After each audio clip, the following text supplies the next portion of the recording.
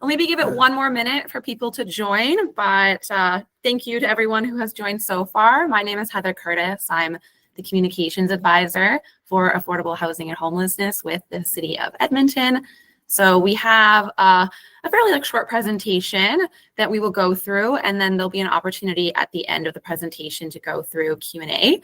So there is the Q&A function that's set up right now, and feel free to enter in any questions that you have now or throughout the presentation, and we'll get to them at the end. So if you see on the bottom right corner, there's an activities icon. It's 3 little shapes. If you click on that, you can open up the Q&A, and we'll also be using the poll function in there as well, but we'll let you know when to go in to fill out the polls. Yeah, so we'll just wait till 12:05 and then we will get started.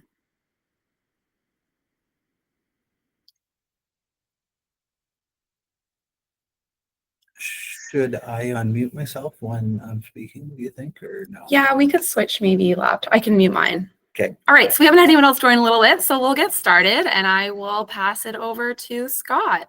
So yeah, just a reminder, if anyone joined since a little bit ago, we have the Q&A function on the bottom right. You can click and feel free to ask any questions throughout the presentation, and we will get to them all at the end.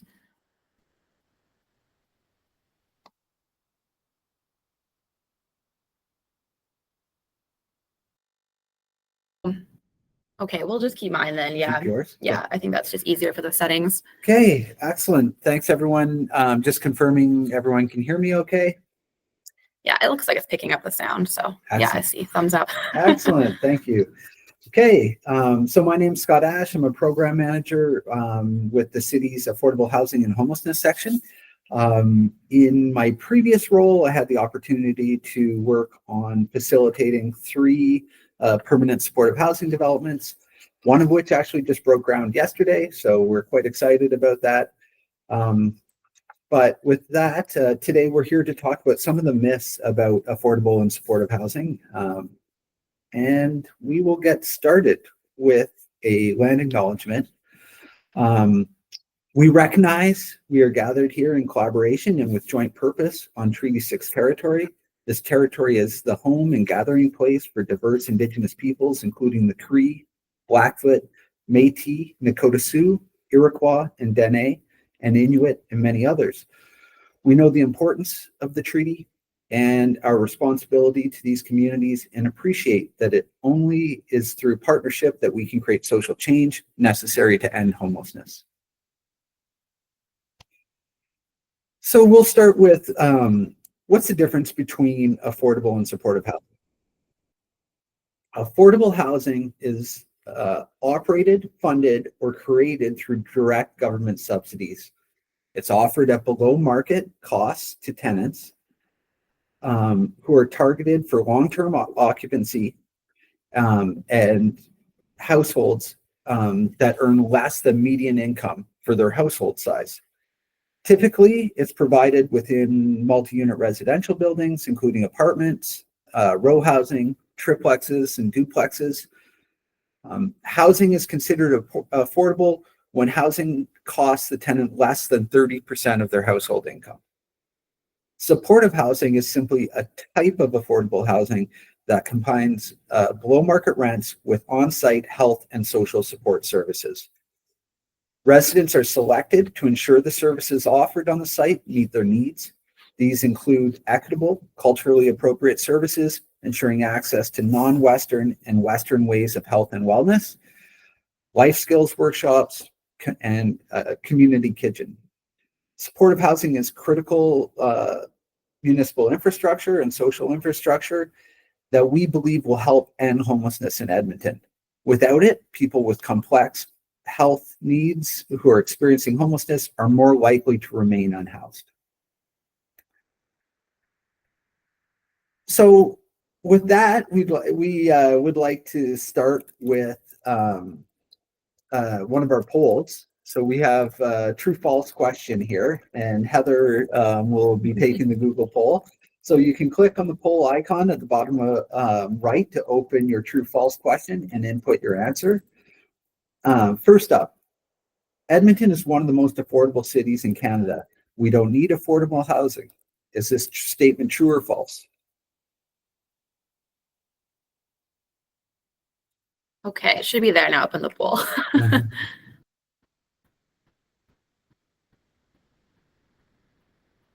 All right, see a bunch of falses coming in.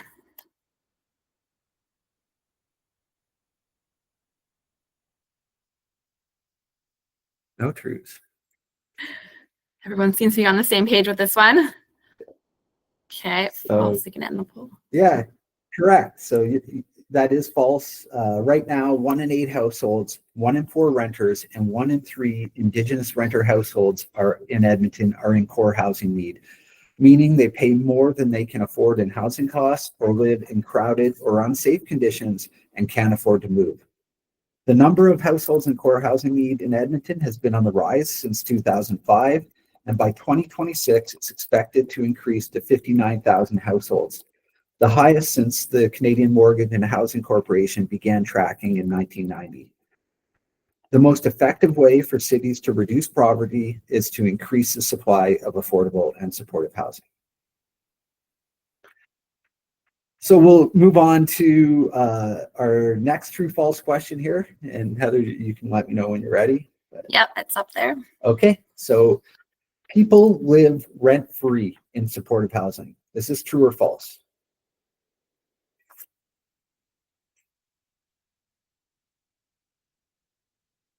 All right, yeah, see a bunch more falses. Yes, so this is false. Supportive housing is a home just like any other. Residents of supportive housing sign a lease, they pay rent, and create a permanent home for themselves. Like Marilyn, who after many years of homelessness and housing insecurity now lives in supportive housing for Indigenous elders and families and found a loving community. So we'll move on to our next question. Affordable and supportive housing developments are filled with criminals, drug users who increase crime in their neighborhoods. This is true or false? Sorry, I almost have it up.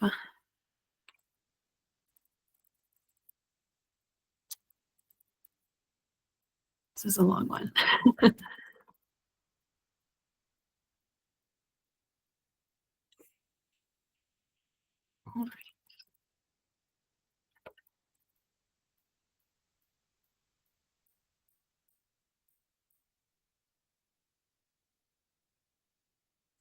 All right, see some more falses. Nice. So yes, false. Maybe one true, a couple truths. This one's a bit more divided, a bit more, yeah. Gotcha. Okay. So people who live in affordable housing come from a variety of backgrounds and experiences. Like Angela, a grandmother who now lives in affordable housing and keeps a list of her neighbors' coffee orders for when they come over to visit on the patio she built herself. People in core housing need are most in need of affordable and supportive housing.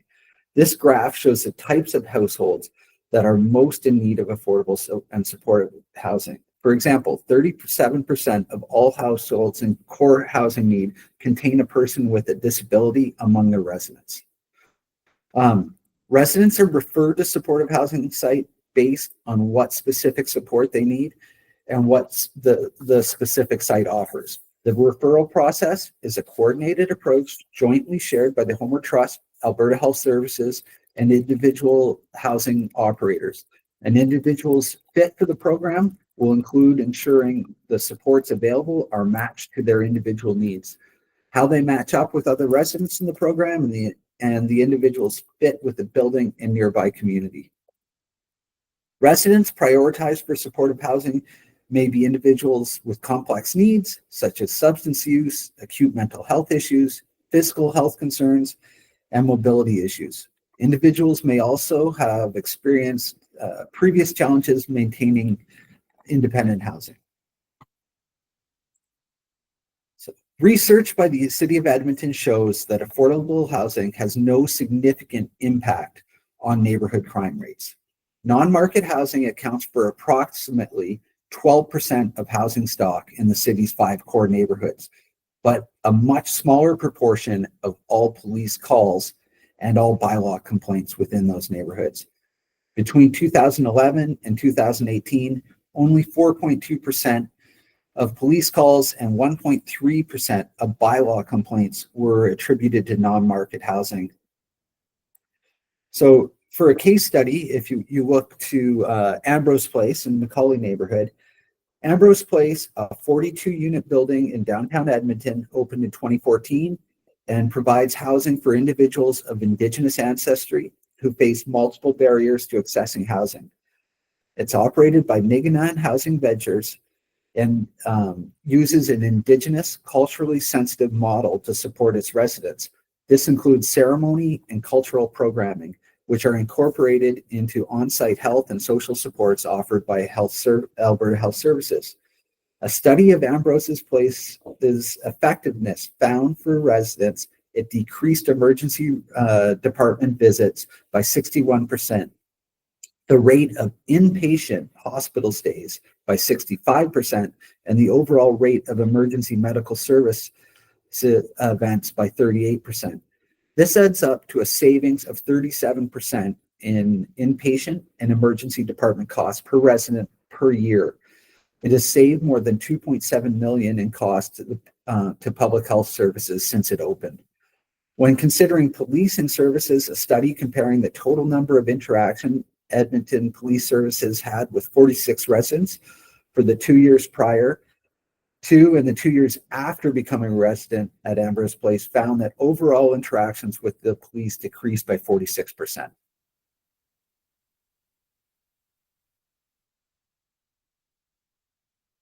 So we'll move on to our next question for our poll here. People who live in supportive housing only live there for a short period of time.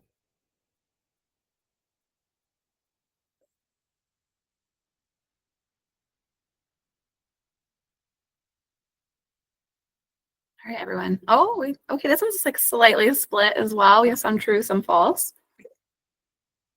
So this is false. So supportive housing is not a shelter. It's not bridge housing. It's not a drop-in center or a halfway house or any other type of temporary accommodation. It is intended to be a permanent home where most residents will spend the rest of their lives. Like Barry, who lived on the streets for more than a decade before moving into supportive housing. He now finds purpose in taking care of his new home.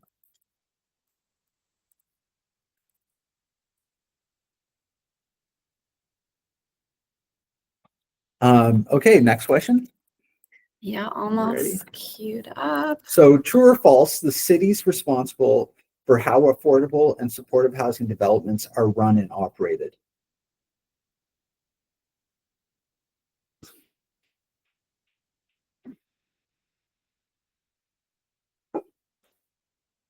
Okay, this one's pretty split down the middle for true and false.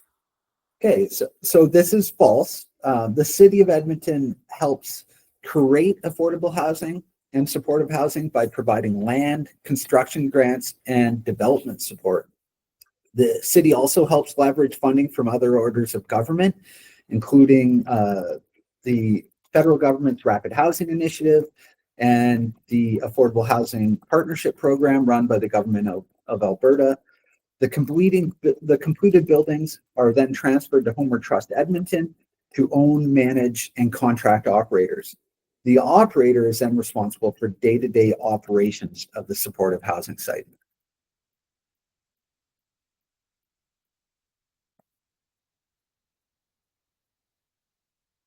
And we'll now move on to our final question in our poll. So the city has helped create 5 supportive housing developments with 3 more on the way.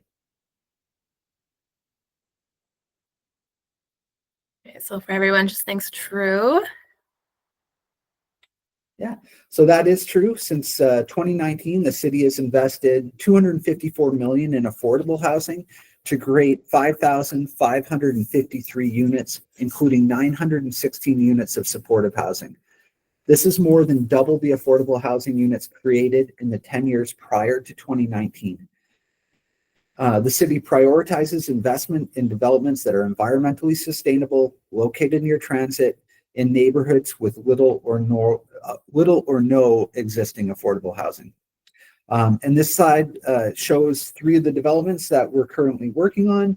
In the bottom right-hand corner, we have the Holyrood, a perspective of the Holyrood development, which is nearing completion, and we will be transferring to Homeward Trust in January of next year. And then the other two, Garneau and Kenora, are just in the process of breaking ground. They've broken ground within the last week or two. So with that, we will move on to some questions. Yeah, and just a reminder again, yeah, we have the Q&A function. If where you access the poll, it's within that section as well. So feel free to go in and add any questions there. We just have one so far. It says multi-question, so there's two questions in here. What are the main gaps you see between people who, need supportive and affordable housing but are unable to attain it? And how are these gaps being addressed by the city? Okay, I think I would say, the best kind of information that we have in terms of identifying gaps is our housing needs assessment that we complete every 4 years. It identifies priority populations that are most in need of housing and may be falling through the cracks of the existing system. And we then work to increase the options in terms of housing supply for those individuals and priority populations, and build capacity within their communities to address their housing needs. All right, awesome. We'll go to the next one. Can you please explain the relationship with Homeward Trust and the City of Edmonton in relation to affordable and supportive housing? Yeah, so Homeward Trust is effectively manages the supportive housing sites that the city develops. This is a relatively new relationship in terms of the city actually being physically building these developments. That is not to say that there aren't other partners that we would all seek to work with on future projects going forward.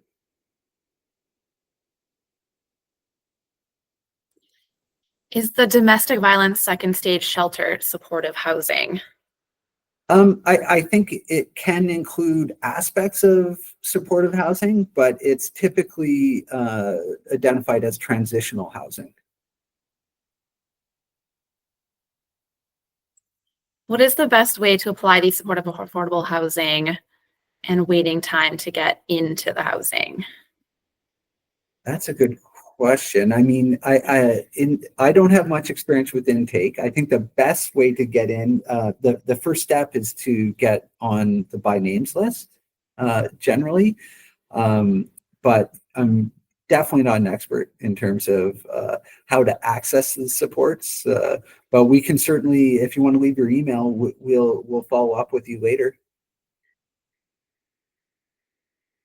Yeah, and we do have a name for that one.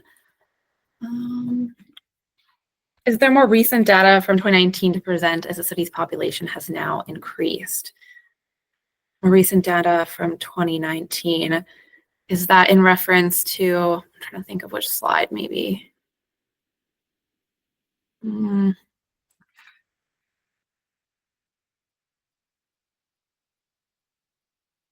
Anne-Marie, if you maybe want to re-add your question and clarify which data you were talking about. We can circle back to that one possibly. It might be the Ambrose Place case study. Possibly, yeah. But typically, I think, so 2019, yeah, trying to.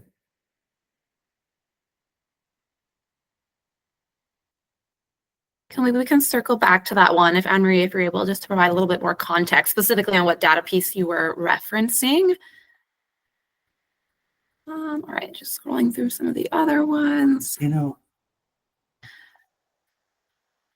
Oh, so here's one. So about actually that chart you were just referencing. Are the residents listed in the 5 different categories, like i.e. disability, etc., integrated together in buildings or separate? Well, I think it really depends on the operator, and that's a decision that they will make. Sometimes, for instance, there will be a certain part of the building that where the accessible suites are located out of necessity, but generally there's efforts to integrate throughout residents throughout the building. Are there any funds from the, what is the half again, Housing Accelerator Fund? I always get the acronyms mixed up, being centered on accelerating this specific type of affordable housing? Yes, so that is being explored. There is talk about using some of the funds to support Jasper Place Wellness's bridge healing model.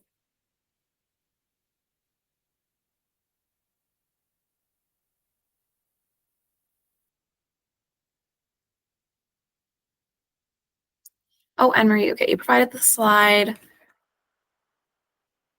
2028.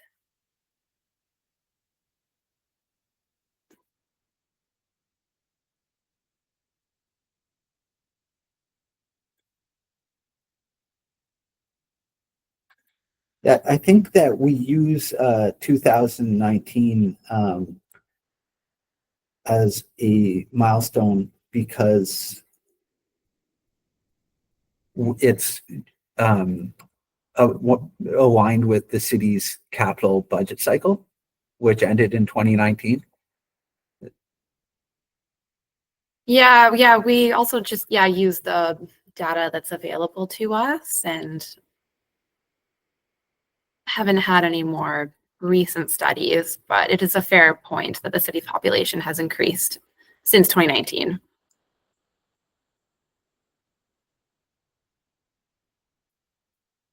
All right, here's a different angle on one. With the increase in large encampments that have been removed lately, do you think there is currently enough supportive and affordable housing?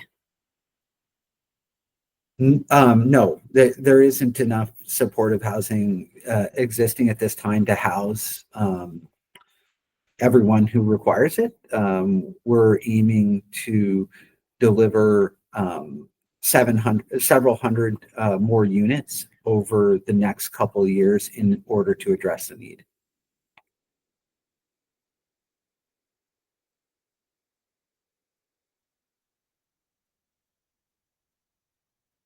Oh, another one. Okay. How do you do the consultation with residents before construction decision? So in terms of where we decide to invest, I guess broadly our approach is to be transparent and ensure communities are informed of changes that are happening in their community and city investment in their community. But we do not typically engage because with supportive housing and non-market housing in general is no different really than market housing in that we don't have the luxury or the privilege of choosing who our neighbors are. So typically we focus on information sharing and transparency. And when the project does have significant milestones like rezoning or a land sale, construction start, there are communications that go out to the community league, the councillor of the area, and usually residents within 120 meters of the proposed development site. And we will, let residents know when there will be a public hearing so people can go as well and voice their concerns to council.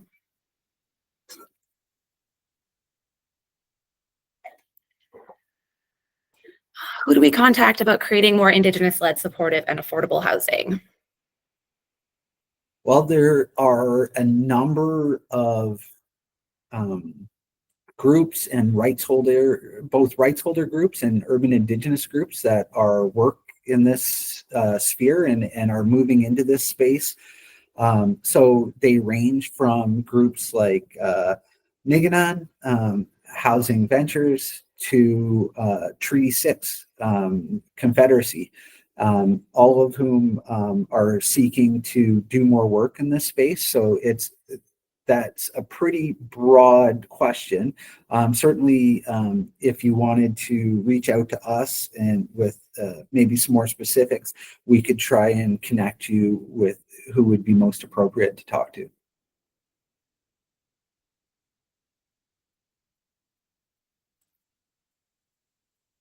So all the questions we have in the queue right now. If anyone else has any follow-up thoughts or questions, feel free to add them in. And if there aren't any additional questions, that's okay. No issue wrapping up a little bit earlier and give people back more of their lunchtime.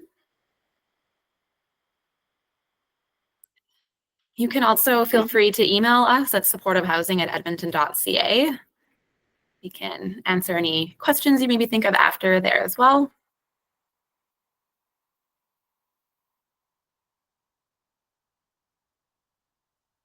Just give a couple more minutes for people if they have any additional questions. Let me just scroll through and make sure we didn't miss any.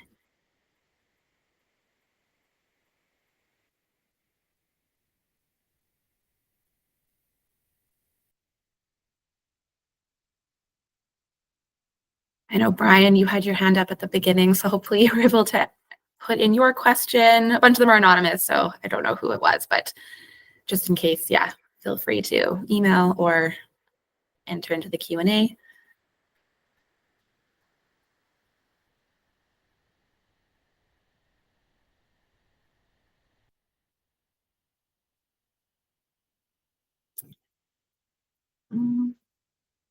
Brian, sorry, are you able to put in your question into the Q&A? We just don't have the ability for people to unmute themselves just because it's such a large group.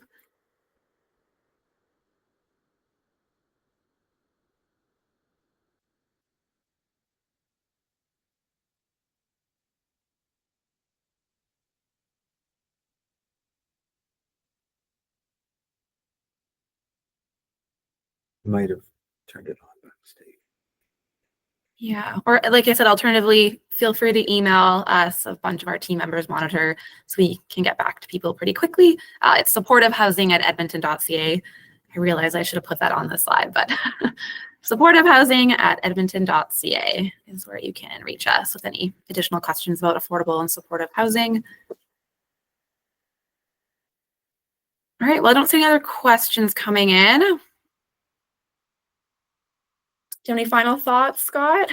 No, nothing further to add. Thank you all for joining us. Yeah, thank you so much, everyone, for tuning in. And this is just the beginning to Housing Month. There are a lot more events. So we have the website on the slide there, housingmonth.ca. If you check that out, I think it's like when and where at the top. That's where all the events are listed. There's a ton more lunch and learns. We have another one, or the City of Edmonton has another one at the end of the month. But our partner organizations have quite a variety of different lunch and learns going on throughout the month. And I'll just do a shout out. Yeah, Homeward Trust is also hosting a bunch of supportive housing tours. They have, I think, 9 different ones. So that'll be really exciting and a super unique opportunity for people to be able to go and tour a supportive housing site and just kind of see what it's all about.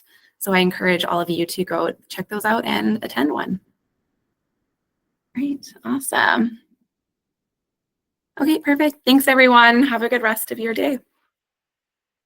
Thank you.